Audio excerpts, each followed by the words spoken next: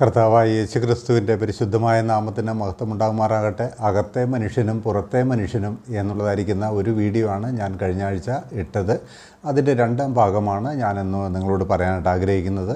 ഇന്ന് ഞാൻ പറയാനായിട്ട് ആഗ്രഹിക്കുന്ന വിഷയത്തിന് ഞാനൊരു തലക്കെട്ട് കൊടുത്തിരിക്കുന്നത് മരണം വാഴുന്ന മനുഷ്യനും ജീവൻ വാഴുന്ന മനുഷ്യനും എന്നുള്ളതാണ്. അതിന് മറ്റൊരു പേരും കൂടെ കൊടുക്കാം. മരണത്തെയും പാതാളത്തെയും തീപ്പൊയ്യിൽ തള്ളിയിട്ടു എന്ന് നമ്മൾ വെളിപ്പാട് പുസ്തകം 20-ാം അധ്യായത്തിൽ വായിക്കുന്നുണ്ട്. മരണത്തെയും പാതാളത്തെയും തീപ്പൊയ്യിൽ തള്ളിയിട്ടു, ഇത് രണ്ടാമത്തെ മരണം എന്ന് നമ്മൾ വായിക്കുന്നുണ്ട്. അപ്പോൾ അനേകർക്ക് മനസ്സിലാകാത്തൊരു കാര്യമാണ് ഈ മരണത്തെയും പാതാളത്തെയും തീപ്പൊയ്യിൽ തള്ളിയിട്ടു എന്ന് പറഞ്ഞാൽ എന്താണ് എന്നുള്ളത്. അപ്പോൾ ഈ ഒരു വിഷയം ഞാൻ പറയുമ്പോൾ ഇത് രണ്ടും അതിൽ കവർ ചെയ്യും എന്നുള്ളതുകൊണ്ട് എന്നെ ശ്രദ്ധയോടെ കേൾക്കാൻ ആഗ്രഹിക്കണം എന്ന് ഞാൻ നിങ്ങളോട് അപേക്ഷിക്കുന്നു. ശരി, മരണം വാഴുന്ന മനുഷ്യനും ജീവൻ വാഴുന്ന മനുഷ്യനും, ഈ വാക്യം എവിടെയാണ് നമ്മൾ വായിക്കുന്നത്? ഈ വായിക്കുന്നത് റോമാലേഖനം അതിൻ്റെ 5-ാം അധ്യായത്തിൻ്റെ 17-ാമത്തെ വാക്യത്തിലാണ്. ഞാൻ ആ വാക്യം ഒന്ന് വായിക്കാവേ. 5:17 ഏകൻ്റെ ലംഘനത്താൽ മരണം ആ ഏക നിമിത്തം വാണു എങ്കിൽ കൃപയുടെയും നീതിദാനത്തിൻ്റെയും സമൃദ്ധി ലഭിക്കുന്നവർ യേശു ക്രിസ്തു എന്ന ഏക നിമിത്തം ഏറ്റവും അധികമായി ജീവനിൽ വാഴും. 2 വാഴ്ചയെക്കുറിച്ച് കേട്ടോ നിങ്ങളവിടെ? 2 വാഴ്ചയെക്കുറിച്ച് എന്തൊക്കെയാണ് പറഞ്ഞത്? ഏകൻ്റെ ലംഘനത്താൽ മരണം ആ ഏക നിമിത്തം വാണു എങ്കിൽ, മരണം മനുഷ്യൻ്റെ മേൽ വാണു എങ്കിൽ നീതിദാനത്തിൻ്റെയും കൃപയുടെയും നീതിദാനത്തിൻ്റെയും സമൃദ്ധി ലഭിക്കുന്നവർ യേശു ക്രിസ്തു എന്ന ഏക നിമിത്തം ജീവനിൽ വാഴും. ഇത് രണ്ടും ഒരു വാഴ്ചയാണ് കേട്ടോ. വാഴ്ച എന്ന് പറഞ്ഞാൽ അറിയില്ലേ, അതായത് രാജാക്കന്മാർ രാജ്യം ഭരിക്കുന്നത് പോലെ, അവരുടെ പ്രജകളെ വാഴുന്നത് പോലെ വാഴുന്നതായിരിക്കുന്ന ഒരു കാര്യത്തെക്കുറിച്ചാണ് ഇവിടെ പറഞ്ഞിരിക്കുന്നത്. അപ്പം അങ്ങനെ മനുഷ്യൻ്റെ മേൽ ഒന്നല്ലെങ്കിൽ ഒന്ന്, രണ്ടും ഒപ്പം ഭരിക്കുകയില്ല, ഒപ്പം വാഴുകയില്ല, ഒന്നല്ലെങ്കിൽ ഒന്ന് ഏതെങ്കിലുമൊക്കെ മനുഷ്യനെ വാഴുന്നുണ്ട്. ഇന്ന് ഭൗമിക ലോകത്തിലേക്ക് നോക്കിക്കഴിഞ്ഞാൽ ഈ 2 വാഴ്ചയും ഉള്ളതായിരിക്കുന്ന മനുഷ്യരെ കാണാനായിട്ട് പറ്റും. ഒന്നുകിൽ ജീവൻ വാഴുന്ന മനുഷ്യർ, അതല്ലെങ്കിൽ മരണം വാഴുന്നതായിരിക്കുന്ന മനുഷ്യർ. അപ്പോൾ ഈ മരണം വാഴുക എന്ന് പറഞ്ഞാൽ മരണത്തിനൊരു വ്യക്തിത്വം കൊടുത്തുകൊണ്ടല്ലേ ഇവിടെ പറഞ്ഞത്. എന്ന് പറഞ്ഞാൽ മരണം ഒരു രാജാവിനെ പോലെ തൻ്റെ പ്രജകളെ വാഴുന്നു, അല്ലെങ്കിൽ മനുഷ്യരെ വാഴുന്നു എന്നുള്ള അർത്ഥത്തിലല്ലേ പറഞ്ഞിരിക്കുന്നത്. അപ്പോൾ ഈ മരണം എന്താണ് എന്നുള്ളത് നമ്മൾ ചിന്തിക്കണ്ടേ? അതിനെക്കുറിച്ച് നമ്മൾ ചിന്തിക്കുമ്പോൾ നമുക്ക് മരണം എന്ന് പറഞ്ഞാൽ എന്താണെന്നറിയാമോ? അതായത് സാത്താൻ്റെ സൈന്യങ്ങളുണ്ടല്ലോ, സാത്താൻ്റെ സൈന്യങ്ങൾ, അവൻ്റെ ആധിപത്യത്തിലല്ലേ ഇന്ന് ഭൂമിയുള്ളത്. എന്നാൽ സാത്താൻ്റെ ഈ സൈന്യങ്ങൾ എന്ന് പറഞ്ഞാൽ പല കാര്യങ്ങൾ ഏൽപ്പിക്കപ്പെട്ടതായിരിക്കുന്ന, പല വകുപ്പുകൾ ഏൽപ്പിക്കപ്പെട്ടതായിരിക്കുന്ന അനേക ലക്ഷം ദൂതന്മാരുണ്ട്. സാത്താൻ്റെ ദൂതന്മാർ, സാത്താൻ്റെ സൈന്യങ്ങളുണ്ട്. അവർക്കൊക്കെ ഓരോരുത്തർക്കും ഓരോ ഉത്തരവാദിത്വമാണ്, ഓരോരുത്തരും ചെയ്യുന്നത് ഓരോ കാര്യങ്ങളാണ്. അപ്പോൾ അതിന് ധാരാളം ആളുകളെ അല്ലെങ്കിൽ അവൻ്റെ സൈന്യങ്ങളെ ഏൽപ്പിച്ചിട്ടുണ്ട്. അതിനൊരു തലവനെ നിയമിച്ചിട്ടുണ്ട്, എല്ലാത്തിനൊരു തലവനെ നിയമിച്ചിട്ടുണ്ട്. അങ്ങനെ മരണം എന്നുള്ളതായിരിക്കുന്ന കാര്യം മനുഷ്യലോകത്തിൽ കൊണ്ടുവന്നത് സാത്താനാണ്. ആ മരണത്തിൻ്റെ ദൂതന്മാരായിരിക്കുന്ന ഒരു സംഘം അവനുണ്ട്, ഒരു സൈന്യം അവനുണ്ട്. ആ സൈന്യത്തിൻ്റെ അധിപനെയാണ് ബൈബിൾ മരണദൂതൻ എന്ന് പറഞ്ഞിരിക്കുന്നത്, മരണം എന്ന് വിളിച്ചിരിക്കുന്നത് എന്ന് നമുക്ക് കാണാനായിട്ട് പറ്റും. അപ്പോൾ ആ മനുഷ്യൻ്റെ മേൽ മരണം അടിച്ചേൽപ്പിച്ച് അവനെ മരണത്തിന് വിധേയനാക്കി ആക്കുന്നതായിരിക്കുന്ന ഒരു സൈന്യമുണ്ട്. ആ സൈന്യത്തിൻ്റെ നേതൃത്വത്തെയാണ് മരണം എന്ന് പറഞ്ഞിരിക്കുന്നതെന്ന് കാണാനായിട്ട് പറ്റും. വെളിപ്പാട് പുസ്തകം അതിൻ്റെ 6-ാം അധ്യായത്തിൻ്റെ 5-ാമത്തെ വാക്യത്തിലേക്ക് വരുമ്പോൾ, വെളിപ്പാട് 6:5 നമ്മൾ വായിക്കുന്നത് ഇങ്ങനെയാണ്. 6:8 വെളിപ്പാട് 6:8 നമ്മൾ വായിക്കുന്നത് എങ്ങനെയാണ്? 4-ാം മുദ്ര പൊട്ടിച്ചപ്പോൾ വരിക എന്ന് 4-ാം ജീവി പറയുന്നത് ഞാൻ കേട്ടു. അപ്പോൾ ഞാൻ മഞ്ഞ നിറമുള്ള ഒരു കുതിരയെ കണ്ടു, അതിന്മേൽ ഇരിക്കുന്നവന് മരണം എന്ന് പേർ. കണ്ടോ, 4-ാം മുദ്ര പൊട്ടിച്ചപ്പോൾ പുറപ്പെട്ട മഞ്ഞ നിറമുള്ള, മഞ്ഞ മരണത്തെയാണല്ലോ സാധാരണ സൂചിപ്പിക്കുന്നത്. മഞ്ഞ നിറമുള്ള ഒരു കുതിരയെ കണ്ടു. ആ കുതിരയുടെ പുറത്തിരിക്കുന്നതായിരിക്കുന്ന വ്യക്തിക്ക് മരണം എന്ന് പേർ. പാതാളം അവനെ പിന്തുടർന്നു. അപ്പോൾ മരണം മുമ്പിൽ പോകുന്നു, തൊട്ടുപുറകെ പാതാളം എന്ന് പേരുള്ളതായിരിക്കുന്ന ഒരു ദൂതഗണത്തിൻ്റെ സൈന്യാധിപനും പുറകെ പോകുന്നു. അപ്പോൾ ഈ മരണം പോകുന്നിടത്തൊക്കെ പാതാളവും, അതായത് പാതാളം എന്ന് പറയുന്നതായിരിക്കുന്ന ആ സൈന്യങ്ങളുടെ സൈന്യദൂതന്മാരുടെ തലവനായിരിക്കുന്നവന് ഇവനെ പിൻഗമിക്കുന്നു എന്നാണ് അവിടെ കാണുന്നത്. പാതാളം അവനെ പിന്തുടരുന്നു. അവർക്ക് വാളുകൊണ്ടും ക്ഷാമം കൊണ്ടും മഹാവ്യാധി കൊണ്ടും കൊന്നുകളവാൻ ഭൂമിയുടെ കാലാംശത്തിന്മേൽ അധികാരം ലഭിച്ചു. അപ്പം മരണം വിതയ്ക്കുന്നതായിരിക്കുന്ന ദൂതന്മാരുടെ പരിപാടി എന്താ? അവർക്കുള്ളായിരിക്കുന്ന ഉത്തരവാദിത്വം എന്താ? ലോകത്തിലെ മനുഷ്യരെ കൊന്നു തള്ളുക എന്നുള്ളതാണ്. കൊന്നു തള്ളുക. പാതാളത്തിൻ്റെ ഉത്തരവാദിത്വം എന്താ? ഞാൻ തുടർന്നത് പറയുന്നുണ്ട്. അപ്പോൾ ഇവിടെ മരണം എവിടെ പോയാലും ആ പുറകെ ആരുണ്ട്? പാതാളവുമുണ്ട്. ഈ പാതാളം എന്ന് പറയുന്നതും ആരാണ് എന്ന് ചോദിച്ചു കഴിഞ്ഞാൽ, പാതാളം എന്ന് പറയുന്നതും പാതാളത്തിൻ്റെ ആധിപത്യമുള്ളതായിരിക്കുന്ന ഒരു സംഘം സൈന്യങ്ങളുടെ തലവനെയാണ് പാതാളം എന്ന പേരിൽ വിളിക്കുന്നത്. പാതാളത്തിൻ്റെ ആധിപത്യമുള്ളായിരിക്കുന്ന സാത്താന്യ സൈന്യ ഗണത്തെയാണ് പാതാളം എന്ന് വിളിക്കുന്നത്. അതിൻ്റെ തലവനെയാണ് ഇവിടെ പാതാളം എന്ന് ഒരു വ്യക്തി എന്ന നിലയിൽ പറഞ്ഞിരിക്കുന്നത്. മരണം എന്ന് പറഞ്ഞിരിക്കുന്നത് അങ്ങനെ തന്നെയാണ്. മരണം വിതയ്ക്കുന്നതായിരിക്കുന്ന മരണദൂതന്മാരുടെ സൈന്യാധിപനെയാണ് അവിടെ മരണം എന്ന് പറഞ്ഞിരിക്കുന്നത് എന്ന് നമുക്ക് കാണുവാനായിട്ട് പറ്റും. അപ്പോൾ ഇവിടെ നമ്മൾ വെളിപ്പാട് പുസ്തകത്തിൽ വായിച്ചായിരിക്കുന്ന ഈ രംഗം എല്ലാവർക്കും അറിയാമല്ലോ. അവിടെ പറയുന്നതായിരിക്കുന്ന കാര്യം എന്ന് പറഞ്ഞാൽ, മഹാപീഡന കാലത്ത് ഒരുപാട് ലക്ഷങ്ങളല്ല കോടിക്കണക്കിന് മനുഷ്യർ മരിച്ചു വീഴും മഹാപീഡന കാലത്ത്. യഹൂദന്മാരുടെ ഇടയിലായാലും അതുപോലെ തന്നെ ലോകത്തിൽ എങ്ങുമായാലും കോടിക്കണക്കിന് മനുഷ്യർ മരിച്ചു വീഴും. ഈ മരണം പുറപ്പെടുകയാണ്. 4-ാം മുദ്ര പൊട്ടിച്ചപ്പോൾ മരണം പുറപ്പെടുകയാണ്. ആ സൈന്യാധിപൻ പുറപ്പെടുകയാണ് അവൻ്റെ സൈന്യങ്ങളെയും കൂട്ടി. കാരണം ലോകത്തിലെങ്ങും മരണം വിതയ്ക്കാനായിട്ട്. കാര്യം മനസ്സിലായില്ലേ? അവൻ്റെ പുറകെ ആരുണ്ട്? പാതാളവുമുണ്ട്. ഈ പാതാളം എന്തിനാ അവൻ്റെ പുറകെ പോകുന്നത് എന്ന് ചോദിച്ചാൽ, മരിക്കുന്ന മനുഷ്യൻ്റെ ആത്മാവിനെ പിടിച്ചു കെട്ടി പാതാളത്തിലേക്ക് കൊണ്ടുപോകാനാണ്. കാരണം സാത്താൻ്റെ അധീനതയിലുള്ളായിരിക്കുന്ന ഏത് മനുഷ്യൻ മരിക്കാനും സാത്താൻ നിയമിക്കണം. സാത്താൻ്റെ നിശ്ചയപ്രകാരമാണ് സാത്താൻ്റെ അധീനതയിലുള്ളായിരിക്കുന്ന മനുഷ്യൻ്റെ മരണം സംഭവിക്കുന്നത്. ആ സാത്താൻ്റെ അധീനതയിലുള്ളായിരിക്കുന്ന മനുഷ്യൻ്റെ മരണത്തെ സാധ്യമാക്കുന്നത് സാത്താൻ്റെ ദൂതഗണങ്ങളാണ്. അവരുടെ തലവനെയാണ് ഇവിടെ മരണമെന്ന് വിളിച്ചിരിക്കുന്നത്. ആ മരണം ആ മഹാപീഡന കാലത്ത് ഒരുപാട് പേരെ കീഴടക്കും. കീഴടക്കി കഴിഞ്ഞാൽ സാത്താൻ്റെ അധീനതയിലുള്ള മനുഷ്യരായതുകൊണ്ട് ഇവരെല്ലാവരെയും പാതാളത്തിൻ്റെ ദൂതഗണങ്ങളുടെ സൈന്യാധിപനായിരിക്കുന്നവൻ, അവൻ്റെ നേതൃത്വത്തിൽ ദൂതന്മാർ, അല്ലെങ്കിൽ ദൂതന്മാർ എന്ന് ഞാൻ പറഞ്ഞത് സാത്താന്യ ദൂതന്മാർ. ഈ സാത്താന്യ ദൂതന്മാർ എന്ത് ചെയ്യുമെന്ന് അറിയാമോ? പിടിച്ചു കെട്ടി അവരുടെ വാസസ്ഥലത്തേക്ക്, അവർ നിശ്ചയിച്ച സ്ഥലത്തേക്ക് അവർ കൊണ്ടുപോകും. പാതാളം എന്നാണ് അതിനെ ബൈബിൾ വിളിക്കുന്നത്. അപ്പോൾ അങ്ങനെയാണ് ഈ രണ്ട് പേരുടെയും പേര് പാതാളമെന്നും മരണമെന്നും വന്നിരിക്കുന്നത് എന്ന് കാണുവാനായിട്ട് നമുക്ക് പറ്റും. അപ്പോൾ മനസ്സിലാക്കണം, മരണം പോകുന്നിടത്തൊക്കെ പുറകെ പോകുന്നത് പാതാളം കൂടിയാണ്. ഒരുമിച്ചാണ് പോകുന്നത്.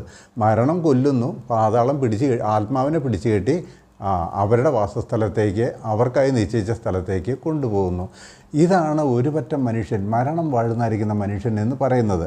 മരണദൂതൻ്റെ അവകാശത്തിന്മേൽ ആരെങ്കിലും മരിച്ചാൽ, അല്ലെങ്കിൽ സാത്താന്യ അവകാശത്തിൽ ആര് മരിച്ചാലും ശരി, അവൻ്റെ മരണം നിശ്ചയിക്കുന്നത് എപ്പോൾ മരിക്കണം, ഏത് സമയത്ത് മരിക്കണം, എങ്ങനെ മരിക്കണം, വാഹനം പിടിച്ച് മരിക്കണോ, രോഗം വന്ന് മരിക്കണോ, അതല്ല വേറെ വല്ലതും പിന്നെ ആത്മഹത്യ ചെയ്യണോ, ഇങ്ങനെയൊക്കെ അവനെ പ്രേരിപ്പിക്കുന്നതും അവൻ ആ വിധത്തിൽ മരണം നിശ്ചയിക്കുന്നതും ആരാന്ന് വെച്ചാൽ സാത്താൻ്റെ ദൂതഗണങ്ങളായിരിക്കുന്ന ഈ മരണദൂതന്മാരുടെ അധികാരത്തിൻ്റെ കീഴിലാണ് ആ മനുഷ്യൻ എന്നുള്ളതുകൊണ്ട് അവൻ്റെ മരണം സ്ഥിരീകരിക്കുന്നതും മരണം നിശ്ചയിക്കുന്നതൊക്കെ സാത്താനും അവൻ്റെ ദൂതന്മാരുമാണ്. അപ്പോൾ അങ്ങനെ മരിക്കുന്നവൻ്റെ ആത്മാവിനെ കൊണ്ടുപോകുന്ന അവൻ്റെ ദൂതന്മാരാണ് എന്നുള്ളത് നിങ്ങൾ മനസ്സിലാക്കണം. അപ്പം ഞാനൊന്ന് നിങ്ങളോടൊന്ന് ചോദിക്കട്ടെ, നിങ്ങളുടെ മേലെ ഏത് വാഴ്ചയാണ് നടക്കുന്നതെന്ന് നിങ്ങളൊന്ന് ശ്രദ്ധിച്ച്. നിങ്ങളുടെ മേലെ ഏത് വാഴ്ചയാണ് നടക്കുന്നത്? എന്നെ കേൾക്കുന്ന എല്ലാവരോടും ചോദിക്കുക, ഞാൻ ആത്മാർത്ഥമായി ഹൃദയംഗമായി ചോദിക്കുകയാണ്, നിങ്ങൾ വാസ്തവത്തിൽ മരണം വാഴുന്നായിരിക്കുന്ന മനുഷ്യരാണോ, അതെയോ ജീവൻ വാഴുന്നായിരിക്കുന്ന മനുഷ്യരാണോ? ജീവൻ്റെ വാഴ്ചയെക്കുറിച്ച് ഞാൻ പറയുന്നുണ്ട്. മരണം വാഴുന്നായിരിക്കുന്ന മനുഷ്യർ എന്ന് പറഞ്ഞാൽ അതിൻ്റെ അർത്ഥം ദൈവത്തിൻ്റെ ആത്മാവില്ലാത്ത, നമ്മുടെ ആത്മാവിൽ ദൈവത്തിൻ്റെ ആത്മാവില്ലാത്ത, അതായത് ദൈവത്തിൻ്റെ ആത്മാവ് ജീവൻ്റെ ആത്മാവാണ്. ജീവൻ്റെ ആത്മാവില്ലാത്ത ആ വ്യക്തികളുടെ മേലൊക്കെ മരണമാണ് വാഴുന്നത് എന്ന് പറഞ്ഞാൽ സാത്താനാണ് വാഴുന്നത്, സാത്താൻ്റെ അധീനതയിലാണ്. അപ്പം നിങ്ങൾ എന്നെ കേൾക്കുന്നവർ പറയും, ഞങ്ങളായിരുന്നു സാത്താൻ്റെ അധീനതയിലല്ല. പണ്ട് കർത്താവായ യേശു ക്രിസ്തു പറഞ്ഞപ്പോൾ ഇതുപോലെ യഹൂദന്മാർ പറഞ്ഞു, ഞങ്ങൾ പിശാചിൻ്റെ മക്കളൊന്നുമല്ല, നിങ്ങൾ പിശാചെന്ന പിതാവിൻ്റെ മക്കൾ എന്ന് അവരോട് പറഞ്ഞപ്പോൾ അവർ പറഞ്ഞു, ഞങ്ങൾ പിശാചിൻ്റെ മക്കളൊന്നുമല്ല, ഞങ്ങൾ അബ്രഹാമിൻ്റെ സന്തതികളാണെന്ന് പറഞ്ഞു. അപ്പോൾ കർത്താവ് പറഞ്ഞു നിങ്ങൾ പിശാച് എന്ന പിതാവിൻ്റെ മക്കളാണെന്ന് പറഞ്ഞു. എന്താ കർത്താവ് അങ്ങനെ പറയാൻ കാരണം? ഇന്നും ലോകത്തിലുള്ളായിരിക്കുന്ന മനുഷ്യരിൽ 99% അങ്ങനെയുള്ളവരാണെന്ന് ഞാൻ പറഞ്ഞാൽ നിങ്ങൾ അംഗീകരിക്കുമോ? 99% മരണം വാഴുന്നതായിരിക്കുന്ന മനുഷ്യരാണ്, അല്ലാതെ ജീവൻ വാഴുന്ന മനുഷ്യരല്ല. മരണം വാഴുന്നവരായിരിക്കുന്ന മനുഷ്യർ നിത്യനാശത്തിലേക്ക് പോകും. അവരെ പിടിച്ചു കെട്ടി കൊണ്ടുപോകുന്നത് പാതാളത്തിൻ്റെ അധിപനായിരിക്കുന്ന പാതാള ദൂതനാണ് കൊണ്ടുപോകുന്നത്. അതിനാണ് അവർ രണ്ടുപേരും കൂടെ വരുന്നത്. അപ്പോൾ നിങ്ങളെക്കുറിച്ച് തന്നെ ചിന്തിക്കുക. നിങ്ങൾ ജീവൻ വാഴുന്നവരാണോ മരണം വാഴുന്നവരാണോ എന്നുള്ളത് നിങ്ങൾ ചിന്തിക്കുക. മരണം വാഴുന്നതായിരിക്കുന്ന ഒരു മനുഷ്യൻ്റെ മരണത്തിന്മേൽ ദൈവത്തിന് ഒട്ടും പ്രസാദമില്ലെന്ന് പറയുന്നത്. അതായത് മരണത്തിൻ്റെ അധിപനായിരിക്കുന്ന സാത്താൻ വാഴുന്നതായിരിക്കുന്ന ഒരു മനുഷ്യൻ്റെ മേൽ ദൈവത്തിന് ഒട്ടും പ്രസാദമില്ല എന്നാണ്. ഞാനിപ്പോൾ പറഞ്ഞു വന്നപ്പം പറഞ്ഞല്ലോ, ഞങ്ങളാരും സാത്താൻ വാഴുന്നവരല്ല, ഞങ്ങളിലൊന്നും ദുരാത്മാക്കളില്ല എന്ന് നിങ്ങൾ പറയുമെന്ന് ഞാൻ പറഞ്ഞല്ലോ. ശരിയാ, മനുഷ്യൻ്റെ ഉള്ളിൽ ദുരാത്മാവ് പ്രവേശിച്ചാൽ അവൻ ഭ്രാന്തന്മാരെ പോലെ ആയിത്തീരും. അവർ സ്വാഭാവിക ബുദ്ധിയിലല്ലാത്തതായിരിക്കുന്ന പ്രകടനങ്ങൾ കാണിക്കും എന്നുള്ളതൊരു തെറ്റായ വിചാരമാട്ടോ, തെറ്റായ ചിന്തയാണ്. അത് ചിലരിലാണ് അങ്ങനെ ദുർഭൂതങ്ങൾ ബാധിച്ച് അവരെ ഭ്രാന്തന്മാരാക്കിയും വസ്ത്രം ധരിക്കാതെയും സ്വന്തം ശരീരം കീറിപ്പൊളിച്ചും അങ്ങനെ അതിഭയാനകമായിരിക്കുന്ന രീതിയിലേക്ക് ചിലരിലേ ഉള്ളൂ. ബാക്കിയുള്ളവരിലൊന്നും അങ്ങനെയില്ല. അവർ സ്വബോധമുള്ള മനുഷ്യർ എന്ന് ചിന്തിക്കുമാറ് ബുദ്ധിപരമായി കാര്യങ്ങൾ ചെയ്യുന്നവരും ബുദ്ധിയോടെ ജീവിക്കുന്നവരുമാണ്. അത് നിങ്ങൾ മനസ്സിലാക്കണം. പക്ഷേ അവരുടെ മേൽ വാഴുന്നത് ആരാണെന്ന് ചോദിച്ചാൽ ഈ പറയുന്നതായിരിക്കുന്ന പൈശാചിക ശക്തിയാണ് എന്നുള്ളത് നിങ്ങൾ മനസ്സിലാക്കണം. അവരുടെ ആത്മാവിൻ്റെ ഉള്ളിൽ ദൈവത്തിൻ്റെ ആത്മാവ് പ്രവേശിച്ചിട്ടില്ല. അതുകൊണ്ട് തന്നെ ദുരാത്മാവ് അവരുടെ ആത്മാവിൻ്റെ മേൽ ആധിപത്യമുള്ളവനാണ്. സാത്താൻ അവരുടെ മേൽ ആധിപത്യമുള്ളവനാണ്. നിങ്ങൾ എത്രമാത്രം വിദ്യാസമ്പന്നരാണെങ്കിലും ശരി, നിങ്ങൾ എത്രമാത്രം പാണ്ഡിത്യമുള്ളവരാണെങ്കിലും ശരി, ലോകത്തിലെ പ്രഗത്ഭന്മാരാണെങ്കിലും ശരി, ദൈവത്തിൻ്റെ ജീവൻ നിങ്ങളുടെ ഹൃദയത്തിലേക്ക്, ആത്മാവിലേക്ക്, ഹൃദയം എന്ന് ഞാൻ പറഞ്ഞ ആത്മാവിലേക്ക് ദൈവത്തിൻ്റെ ജീവൻ പ്രവേശിച്ചിട്ടില്ല എങ്കിൽ ആ ആത്മാവ് സാത്താന്യ ഭരണസ്ഥലമാണ്, സാത്താൻ ഭരിക്കുന്നതായിരിക്കുന്ന ഇടമാണ്. അത് ഞാൻ കഴിഞ്ഞ വീഡിയോയിൽ വിശദമായിട്ട് പറഞ്ഞു. ഞാൻ കഴിഞ്ഞ വീഡിയോയിൽ പറഞ്ഞ ഒരു കാര്യം നിങ്ങൾ ശ്രദ്ധിക്കണം. നമ്മുടെ ഉള്ളിലെ ആത്മാവിലാണ് നമ്മുടെ വ്യക്തിത്വമുള്ളത്. നമ്മുടെ ഉള്ളിലെ ആത്മാവ് ലോകത്തിലുള്ളായിരിക്കുന്ന ഏത് ആത്മാവുമായിട്ട് ചേരുവാനായിട്ട് പറ്റും എന്ന് പറഞ്ഞാൽ ലോകത്തിൽ ദൈവം ആത്മാവാണ്, ദൈവത്തിൻ്റെ ദൂതന്മാരാത്മാവാണ്, പിശാചാത്മാവാണ്, പിശാചിൻ്റെ സൈന്യങ്ങൾ ആത്മാവാണ്. ഇവരെല്ലാവരും ആത്മാക്കളായതുകൊണ്ട് നമ്മുടെ ആത്മാവിന് ഈ മനുഷ്യൻ്റെ ആത്മാവിന് ഈ പറയുന്നതായിരിക്കുന്ന ആത്മാക്കളുമായിട്ട് ബന്ധപ്പെടാതിരിക്കാനായിട്ട് പറ്റുകയില്ല. ആത്മാവുമായിട്ട് ബന്ധപ്പെടുന്നത്, ജഡവുമായിട്ട് ബന്ധപ്പെടുന്നത് പോലെ തന്നെ ആത്മാവുമായിട്ടാണ് ബന്ധപ്പെടുന്നത്. ഈ കാര്യം മനസ്സിലാക്കണം. അപ്പോൾ അതുകൊണ്ട് നിങ്ങൾ പറയായിരിക്കും ഞങ്ങൾ സാത്താൻ്റെ ആത്മാവുള്ളവരല്ല, ഞങ്ങൾ സാത്താൻ്റെ പിടിയിലല്ല, ഞങ്ങൾ ഗദരേനരുടെ ദേശത്ത് വസ്ത്രം ധരിക്കാതെയും ശരീരം മാന്തിപ്പൊളിച്ച് നടന്നായിരിക്കുന്ന അങ്ങനെയുള്ളായിരിക്കുന്ന ഭൂതാത്മാക്കൾ ബാധിച്ചായിരിക്കുന്ന മനുഷ്യരെക്കുറിച്ച് നിങ്ങൾക്കറിയാം. പിന്നെ ഊമനും ചെകിടിനുമായിരിക്കുന്ന ഭൂതാത്മാക്കൾ ബാധിച്ചവരെക്കുറിച്ച് നിങ്ങൾക്കറിയാം. അപ്പോൾ നിങ്ങൾ പറയും ഞങ്ങളെ അങ്ങനെയുള്ള ആത്മാക്കളൊന്നും ബാധിച്ചിട്ടില്ല എന്ന്. ഇതൊരു വലിയ മണ്ടത്തരമായിട്ടാണ് പറയുന്നത്. എന്താ കാരണം എന്നറിയാമോ? അങ്ങനെയുള്ള ആത്മാക്കളൊന്നും നിങ്ങളെ ബാധിച്ചിട്ടില്ല. സത്യം, നിങ്ങൾ വളരെ ബുദ്ധിമാന്മാരും സുബോധമുള്ളവരും. പക്ഷേ നിങ്ങളുടെ ഉള്ളിൽ ദൈവത്തിൻ്റെ ആത്മാവില്ല എങ്കിൽ നിങ്ങൾ മരണത്തിൻ്റെ ആത്മാവിന് വിധേയപ്പെട്ടവരാണ്. അത് ദൈവവചനം പറയുന്നതായിരിക്കുന്ന ഒരു സത്യമാണ്. നല്ല ബുദ്ധിമാന്മാരെ നോക്കിയിട്ടല്ലേ കർത്താവ് പറഞ്ഞത് നിങ്ങൾ പിശാചെന്ന പിതാവിൻ്റെ മക്കളാണെന്ന് അവരോട് പറഞ്ഞത്? നല്ല ബുദ്ധിമാന്മാരല്ലേ? തിരുവെഴുത്തിലൊക്കെ നല്ല പാണ്ഡിത്യമുള്ളതായിരിക്കുന്ന പരിജ്ഞാനമുള്ളതായിരിക്കുന്ന ആൾക്കാരെ നോക്കിയിട്ടല്ലേ പറഞ്ഞത്? ശരി, ശാസ്ത്രിമാരോടും പരീശന്മാരോടും മഹാപുരോഹിതന്മാരോടും ഒക്കെ അല്ലേ കർത്താവ് പറഞ്ഞത്? അപ്പോൾ അവരെന്താ ഭൂതം ബാധിച്ച് ഇളകുന്നവരായിരുന്നോ? ഒന്നും അല്ലല്ലോ. അവരിൽ സാധാരണഗതിയിൽ ഈ നമ്മുടെ ആത്മാവിന് മറ്റൊരു ആത്മാവുമായിട്ട് ബന്ധം സ്ഥാപിച്ചേ പറ്റുള്ളൂ. അല്ലാതെ നമ്മുടെ ആത്മാവ് തനിയെ ഇരിക്കുകയില്ല. ഈ ആത്മാക്കൾ എപ്പോഴും ആത്മാക്കളായിട്ട് ബന്ധം സ്ഥാപിക്കും. അതുകൊണ്ട് തന്നെ ദൈവത്തിൻ്റെ ആത്മാവുമായിട്ട്, ജീവൻ്റെ ആത്മാവായിരിക്കുന്ന ദൈവത്തിൻ്റെ ആത്മാവുമായിട്ട് ബന്ധപ്പെടാത്തവൻ മരണത്തിൻ്റെ ആത്മാവുമായിട്ട്, അതായത് സാത്താന്യ ആത്മാവുമായിട്ട് ബന്ധമുള്ളവനാണ് ഒരു വിധത്തിൽ അല്ലെങ്കിൽ ഒരു വിധത്തിൽ എന്നുള്ളത് നിങ്ങൾ മനസ്സിലാക്കണം. അങ്ങനെയുള്ളവരുടെ മരണത്തിൽ ദൈവത്തിന് പ്രസാദമില്ലെന്നാണ് തിരുവെഴുത്ത് പറയുന്നത്. എഹെസ്കേൽ പ്രവചനം അതിൻ്റെ 18-ാം അധ്യായത്തിൻ്റെ 32-ാം വാക്യത്തിൽ നമ്മൾ വായിക്കുന്നത് എങ്ങനെയാണ്? മരിക്കുന്നവൻ്റെ മരണത്തിൽ എനിക്ക് ഇഷ്ടമില്ല എന്ന് യഹോവയായ കർത്താവിൻ്റെ അരുളപ്പാട്. ആകയാൽ നിങ്ങൾ മനം തിരിഞ്ഞ് ജീവിച്ചു കൊള്ളുക. മരിക്കുന്നവൻ്റെ മരണത്തിൽ എനിക്ക് ഇഷ്ടമില്ല. ദൈവത്തിന് ഇഷ്ടമില്ലാത്ത മരണമാണ് ദൈവവുമായിട്ട് ബന്ധമില്ലാത്തവൻ്റെ മരണം. ദൈവത്തെ അനുസരിക്കാത്ത, ദൈവമില്ല എന്ന് പറയുന്ന നിരീശ്വരവാദികളായിരിക്കുന്ന, യേശു ക്രിസ്തുവിൻ്റെ ജീവൻ പ്രാപിക്കാത്തവരായിരിക്കുന്നവർ മനുഷ്യരുടെ മരണത്തിൽ ദൈവത്തിന് ഇഷ്ടമില്ല എന്ന, മരിക്കുന്നവൻ്റെ മരണം എന്നാണ് പറഞ്ഞിരിക്കുന്നത്. ദൈവം മരിച്ചവൻ്റെ മരണം എന്ന് വേണമെങ്കിൽ പറയാം. നമുക്കത് കുറച്ചും കൂടി വിശദമായിട്ട്, മരിച്ചവൻ, അവൻ ആത്മാവിൽ മരിച്ചവനാണ്. ദൈവത്തിൻ്റെ ജീവനില്ലാത്ത ആത്മാവുള്ളവനായതുകൊണ്ട് തന്നെ അവൻ ഓൾറെഡി മരിച്ചവനാണ്. അവൻ ശാരീരികമായി മരിക്കുന്ന മരണത്തിൽ എനിക്ക് ഇഷ്ടമില്ലെന്നാണ് ദൈവം പറഞ്ഞത്. നിങ്ങൾക്ക് ആ കാര്യം മനസ്സിലായി കാണുമല്ലോ. അപ്പം ഞാനൊന്ന് നിങ്ങളോട് ചോദിക്കട്ടെ, നിങ്ങൾക്ക് ആ യേശു ക്രിസ്തുവിൻ്റെ ജീവൻ്റെ ആത്മാവ് നിങ്ങൾ പ്രാപിച്ചിട്ടുണ്ടോ? അത് പ്രാപിച്ചിട്ടില്ല എങ്കിൽ നിങ്ങൾ മരണത്തിൻ്റെ ദൂതൻ്റെ പിടിയിലാണ്, അല്ലെങ്കിൽ സാത്താന്യ ദൂതൻ്റെ പിടിയിലാണ്. നിങ്ങളുടെ ആത്മാവിനോട് ബന്ധപ്പെട്ട് നിൽക്കുന്നതും നിങ്ങളുടെ ആത്മാവിനെ സ്വാധീനിക്കുന്നതും നിയന്ത്രിക്കുന്നതും ഭരിക്കുന്നതും നിങ്ങൾ ഈ ഭൂമിയിൽ എങ്ങോട്ട് സഞ്ചരിക്കണം, എന്ത് ചെയ്യണം, ഏത് കാര്യങ്ങൾ ചെയ്യണം എന്നൊക്കെ നിയന്ത്രിക്കുന്ന അവനാണ് നിങ്ങളുടെ ജീവൻ്റെ അവസാനത്തെ നാഴിക കുറിച്ച് വെച്ചിരിക്കുന്നത്. അവൻ എപ്പോൾ നിങ്ങൾ മരിക്കണമെന്ന് നിശ്ചയിച്ചോ അവൻ അപ്പോൾ മരിക്കും. അതാണ് മരണത്തിൻ്റെ അധികാരിയായ പിശാചി എന്ന് ബൈബിളിൽ അവനെക്കുറിച്ച് പറയും. മരണത്തിൻ്റെ അധികാരിയായ, അങ്ങനെയുള്ളവരുടെ മരണത്തിൻ്റെ അധികാരം അവൻ്റെ കൈകളിലാണ്. അത് നിങ്ങൾ മനസ്സിലാക്കുക. അപ്പോൾ അതുകൊണ്ട് ഞാൻ പറയുന്നത്, ജീവൻ പ്രാപിക്കാനായിട്ട് ക്രിസ്തുവിൻ്റെ അടുക്കിലേക്ക് വരിക. അതല്ലെങ്കിൽ നിങ്ങൾ മരണത്തിൻ്റെ അധീനതയിലായി പോവും. ഈ മരണവും പാതാളവും എന്ന് പേരുള്ളതായിരിക്കുന്ന ഈ രണ്ട് സൈന്യാധിപന്മാരെ ഉണ്ടല്ലോ, സൈന്യാധിപന്മാരെ മാത്രമല്ല, ആ സൈന്യാധിപന്മാരുടെ കീഴിലുള്ളതായിരിക്കുന്ന സൈന്യങ്ങൾ മുഴുവനുമാണ് എന്ത് ചെയ്യുന്നത് അറിയാവോ? അന്ത്യന്യായവിധിയിൽ പിടിച്ചു കെട്ടി നിത്യ ദണ്ഡനത്തിലേക്ക്, അല്ലെങ്കിൽ നിത്യ അഗ്നിയിലേക്ക് തള്ളുന്നത്. വെളിപ്പാട് പുസ്തകം അതിൻ്റെ 20-ാം അധ്യായത്തിൽ നമ്മൾ വായിക്കുന്നില്ലേ? അതാണ് ഞാനിതിൻ്റെ മുഖവരയിൽ പറഞ്ഞത്. ഇത് അനേകർക്കും മനസ്സിലാകാത്ത കാര്യമാണ്. വെളിപ്പാട് പുസ്തകം 20-ാം അധ്യായം 14-ാം വാക്യം, മരണത്തെയും പാതാളത്തെയും തീപ്പൊയ്കയിൽ തള്ളിയിട്ടു, ഈ തീപ്പൊയ്ക രണ്ടാമത്തെ മരണം. അപ്പോൾ ഇവിടെ ഈ മരണത്തെയും പാതാളത്തെയും തീപ്പൊയ്കയിൽ തള്ളിയിട്ടു എന്ന് പറഞ്ഞാൽ എന്തെന്നാണ് മനസ്സിലാക്കിയിരിക്കുന്നത് എന്ന് പറഞ്ഞാൽ, മരണദൂതന്മാരെയും അതിൻ്റെ സൈന്യാധിപനെയും, പാതാള ദൂതന്മാരെയും അതിൻ്റെ സൈന്യാധിപനായിരിക്കുന്നവനെയും എന്ത് ചെയ്തു എന്ന് പറഞ്ഞ് അന്ത്യന്യായവിധി ദിവസത്തിൽ ദൈവം പിടിച്ച് നിത്യാഗ്നിയിലേക്ക് തള്ളി കളയുമെന്നാണ് ഇവിടെ പറഞ്ഞിരിക്കുന്നത്. ജീവപുസ്തകത്തിൽ പേരെഴുതി കാണാത്ത ഏവനെയും അവരോടുകൂടെ തീപ്പൊയ്കയിൽ തള്ളിയിടും. കുഞ്ഞാടിൻ്റെ ജീവപുസ്തകത്തിൽ പേരെഴുതി കാണാത്ത ഏവനെയും അവനോടുകൂടെ തീപ്പൊയ്കയിൽ തള്ളിയിടും. ഇപ്പം നിങ്ങൾക്ക് മനസ്സിലായോ ഈ മരണത്തെയും പാതാളത്തെയും തീപ്പൊയ്കയിൽ തള്ളിയിട്ടു എന്ന് എഴുതിയിരിക്കുന്നതിൻ്റെ അർത്ഥം മനസ്സിലായോ? അത് രണ്ട് സൈന്യങ്ങളുടെ തലവന്മാരുടെ പേരാണ്. അവരുടെ കീഴിൽ ഒരുപാട് പേരുണ്ട്.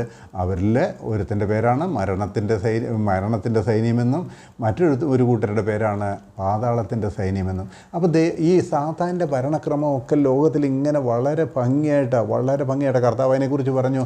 സാത്താൻ തന്നിൽ തന്നെ ഛിദ്രിച്ചാൽ അവൻ്റെ രാജ്യം നിലനിൽക്കുന്നത് എങ്ങനെ? അവൻ്റെ രാജ്യം എന്ന് കർത്താവ് പറഞ്ഞത് നിങ്ങൾ ഓർക്കുന്നില്ലേ? എന്താ അങ്ങനെ പറയാൻ കാരണം?